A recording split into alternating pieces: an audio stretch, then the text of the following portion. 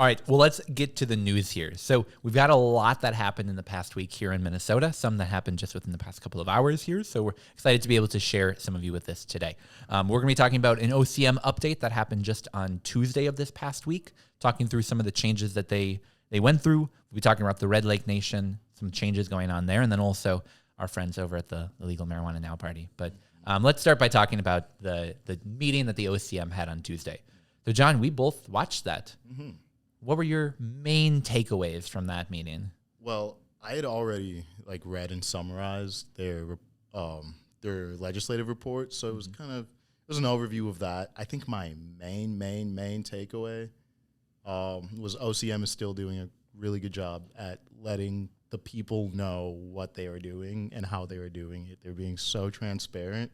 I was happy that they were willing to give us all that immediately. Yeah, I agree with you. Where I definitely, personally would prefer that they'd move a little bit quicker towards opening those doors. I get that this process takes time, and I agree with you that they are being at least transparent. We learned they are trying to move quicker. Yeah, we'll get to that. Yeah. Oh, let's get right to it, because that was one of my favorite takeaways from this is seeing that the regulators are looking at the timeline ahead of them and saying, "Hey, what can we do to try to move this along a little bit?" So one of the major things that came out from that, and while it was talked about a bit in the legislative report, they made it clear that they're trying to figure out ways to issue temporary licenses, especially to social equity applicants, hopefully this coming summer, speeding that up. That would be massive. Yeah, take it from that January 25 date and move it over to July 1st, 24. It gives, they're saying specifically the social equity applicants, it gives the people who you want to give an advantage. Oh, yeah. So I think two birds, one stone with that one. We get dispensaries faster. The government gets to do what they're actually planning to do. Mm-hmm. You talked about the transparency, and I think that's one great thing that came from the meeting. But another thing that really stood out to me was not only the transparency, but also that they really are taking on that mission of social equity. Mm-hmm. That was written into the legislation. That's something that we fought really hard for.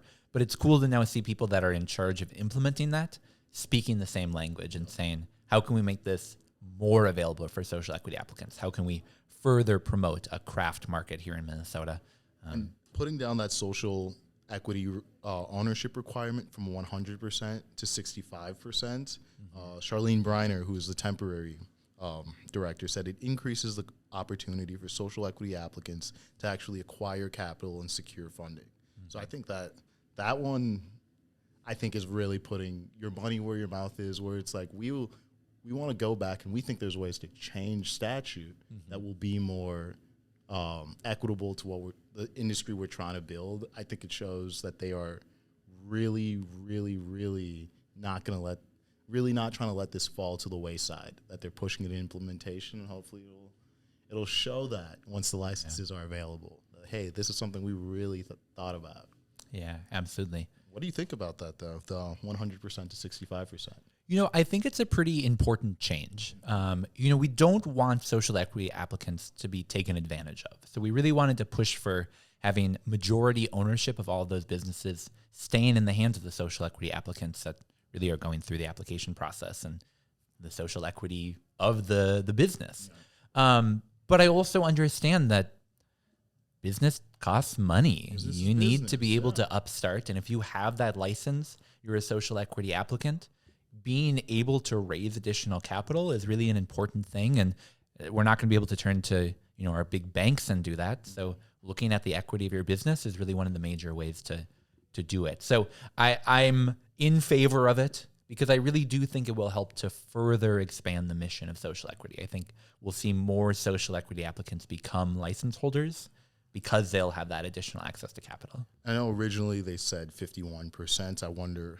I just wonder how they landed on that 65%. Just sort of by looking at other states. So they looked at other states and found that generally it was within that 50 to 55 range. They wanted to really focus on equity as being at the core of the mission. So they bumped it a little bit higher to 65%. But it will eventually be in the hands of the legislature to really set what that final number is. So curious to see where that goes. The third one that really kind of wraps up what we're doing for social equity applicants, so removing that secure premises. Mm-hmm. I think that brings this whole thing full circle. It's like, you don't need to spend all this money. You can get your license early, and then we're giving you a mechanism to raise money. So I think you can see exactly what the vision is from the OCM. Yeah. I think we would agree. I think most of the guests we have on would agree that changes are needed, but it's good to at least see that the OCM says, yeah, we agree. Here are some that we think really could help further our mission. And, I hope that many of them are implemented. There's some pretty good recommendations. I was excited to see, the actual government body itself that will be doing the regulating, speaking the language that's like, yeah, that's really what I want them to be saying. Right. Thank you, OCM. Oh. Yeah, it makes it look like they're doing their work, like, honestly. And that's, they need to build goodwill, first of all. So good on you. On the negative side, and then we'll move on, because I just had to talk about it. Did you hear their timeline on when a new director will be in place?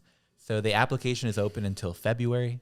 They hope to have someone, named and figured out by like May, which means midsummer is when they're planning to have someone in office. So we could have licenses out before a director? Totally possible. Totally possible. And think about, like, man, when was it that Aaron Dupree resigned? Like, how long ago has that been? And that gap November? Between, it's going to be 10 months, 8 months, a chunk length of time between having someone resign to having someone new in that role. That's more time than it was, like, from the bill being passed to Aaron being first appointed. I sure hope that they took that time. Kind of I hope they did something over that time to warrant that. So we'll see. We'll see. Well, Charlene, keep the seat warm. Oh, yeah. Well, let's move on and talk about not the Minnesota-specific industry, but look closer a little bit at the Red Lake Nation. So listeners, viewers of this show might remember we talked a few months back, right on Legalization Day, about the only place you being able to legally buy a product was at Red Lake Nation, at their NativeCare. It's a native-owned dispensary that sells adult-use cannabis, and it was at first in Minnesota. But there was a pretty big shakeup here this week that we wanted to share with listeners of the show. Yeah, I didn't hear too much about this. So I'd love to be filled in with our viewers. Yeah, so I was scrolling the Star Tribune as I was getting ready in the morning and saw this article pop up about NativeCare changing the ownership of their dispensary, and thought, like, wow, I haven't heard anything about this. And really, it's just that a lot of the news at the Red Lake Nation doesn't necessarily trickle its way up to the Star Tribune in the way that it should. But what happened here is a couple weeks ago, there was a band member that made a complaint about one of the tribal council members allegedly stealing a large amount of cannabis. And I should clarify, that was an employee of the business. That complaint went to the council itself. They investigated it, and they released a news release just a little bit earlier this week saying that they investigated this, and a report put out saying that all of the material went where it was supposed to go. It was all operating within the law that was set. However, they still voted unanimously to transfer that ownership of NativeCare to a freestanding business. What exactly that looks like, we don't yet know, but it is a pretty big change for the first native-owned dispensary here in Minnesota, less than a year after operation, to be switching away or to be changing how they originally were operating. I think it's shocking, but, like, also it seems like they're just taking advantage of the opportunity we gave them, because, like, they could sell NativeCare, start Care Native, across. Absolutely. Because they have so much more control up there. I am just so interested to see how this shakes out, to be honest. Yeah. I didn't know they could sell it, but it's because I didn't really fully understand. Yeah, it's the fun of having not just sort of our Minnesota cannabis rules and regulations of House File 100, but having other legal jurisdictions within Minnesota able to come up with their own rules. And there's nothing specifically in Red Lake's bylaws that I was looking through, the rules around their cannabis program, that prohibits this. It more is just looking at, if I had to speculate, I think the council saw this issue come up and say, hey, this isn't necessarily something that we want tied directly to the council. Yeah. We're cool with this business operating. We want to support it, but it's something that needs to be separate from the council itself. Which, like I said, I think is taking good advantage of that opportunity because there's a lot more going on up there than cannabis. Yeah, I will say that as all of this was going on, the report says that some trim material was taken. The reason that was given in the report is that it was to be turned into some new products, such as vape cartridges. And if you go on NativeCare's Twitter page, earlier this week, they announced a brand new product. Some pretty cool looking vape cartridges.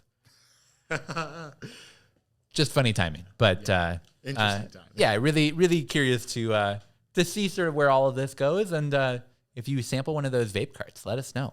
Curious how they are. We might bring you on the show. Yeah, absolutely. So we shouldn't talk about this story without giving sort of all sides of it. So the council member that was alleged to have taken this material described the allegations as totally untrue and declined to comment any further on the situation. So curious to see what comes in the following weeks from this.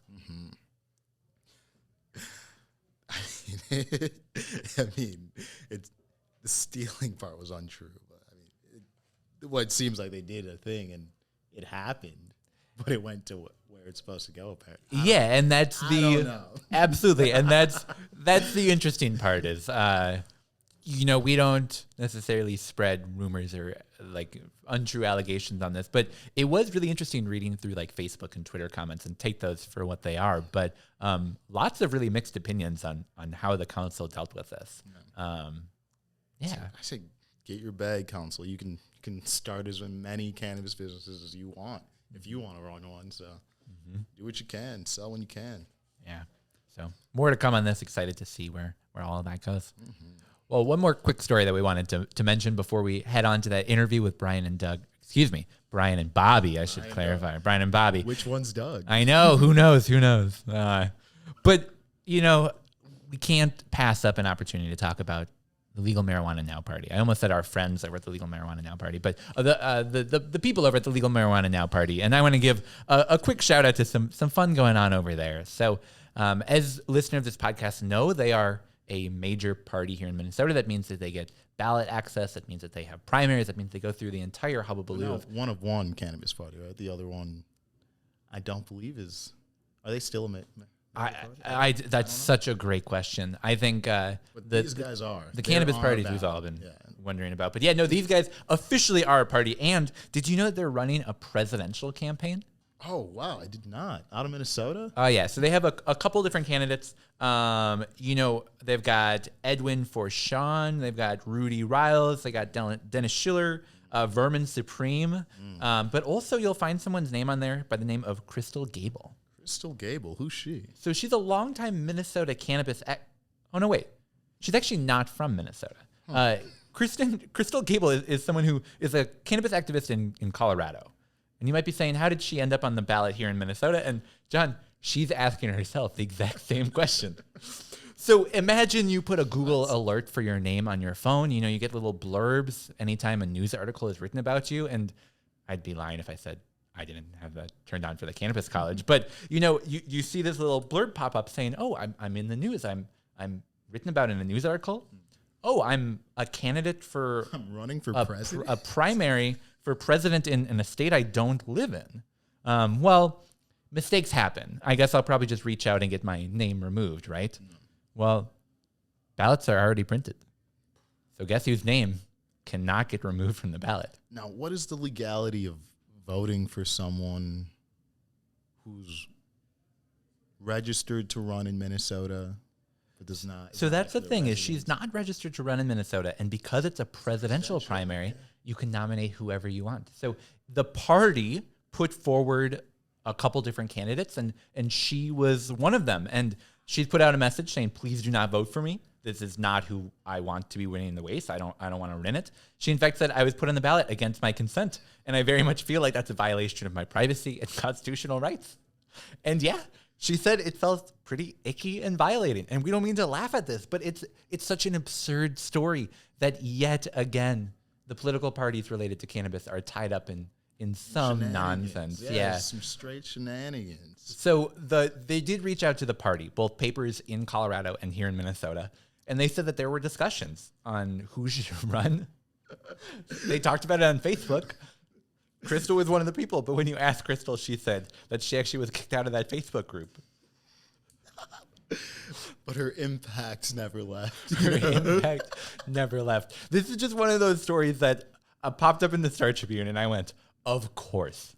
Of course the Legal Marijuana Now party is caught up in some craziness that, be it running a candidate that is not actually registered to run, be it someone who doesn't even live in the state. Here we have more fun happening with a Legal Marijuana Now party, showing that politics can be fun if you want them to be.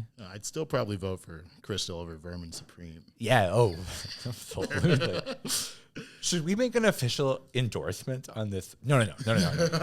We're a non-political podcast. We are not endorsing Crystal Gable. We are not telling people to go to the Legal Marijuana Now party primary and vote for her. That would be ridiculous and absurd. We would never do that. And Crystal, you have our sympathy. We do apologize that you're on the ballot. That's not our fault, but still, we wish that you weren't. Crystal, if you want to talk about it too. Yeah, you're welcome to come on. And also, can I say, welcome to the world of Minnesota cannabis politics. It's a fun one. It's a fun one. You never know when your name's going to pop up. Never know.